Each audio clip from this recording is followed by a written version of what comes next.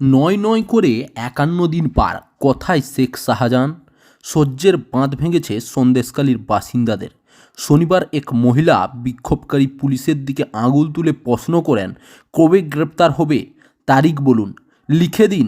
শাহজাহান শেখ এই তারিখে গ্রেপ্তার হবে।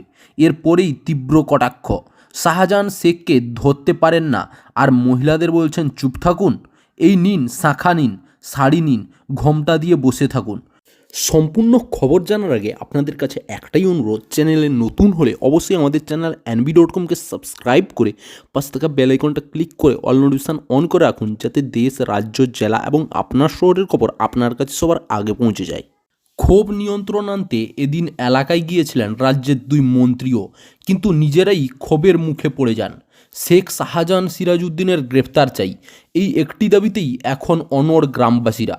আর তারই মধ্যে পুলিশের বিরুদ্ধে ক্ষোভ উগড়ে দেওয়া ওই মহিলার ভিডিও এখন চারদিকে আলোড়ন ফেলে দিয়েছে। আপনারা শাঁখা চুড়ি পরে বসে থাকুন আর পুলিশের দায়িত্বটা আমাদের দিয়ে দিন। তার বক্তব্য, দায়িত্ব পেলে এতদিনে তারাই শেখ শাহজাহানকে খুঁজে বের করে ফেলতেন। সন্দেশখালী নিয়ে প্রশাসন যে ড্যামেজ কন্ট্রোলের চেষ্টা করছে তা স্পষ্ট রাজ্যের দুই মন্ত্রীর তৎপরতায়।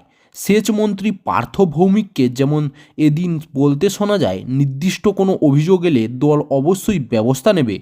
জমি দখল হয়ে থাকলে সরকারি পদ্ধতি মেনে তা ফেরত দেওয়া হবে। কিন্তু প্রশাসনের এই বার্তায় যে সন্দেশখালীর বিক্ষোভ সহজে কমবে না, সেটা বুঝিয়ে দিতে বিক্ষোভকারীর মহিলার বক্তব্য, আমরা মমতার সহযোগিতা চাই না। যখন উনি সহযোগিতা করতেন না, তখন কি আমরা বেঁচে ছিলাম না? প্রসঙ্গত, এদিন শেখ শাহজাহানের পাশাপাশি শেখ সিরাজউদ্দিন সম্পর্কেও বিস্ফোরক অভিযোগ ওঠে। জমি দখলের পাশাপাশি বাজার দখলেও অভিযুক্ত সিরাজ। সব মিলিয়ে তোলপাড়ই চলছে।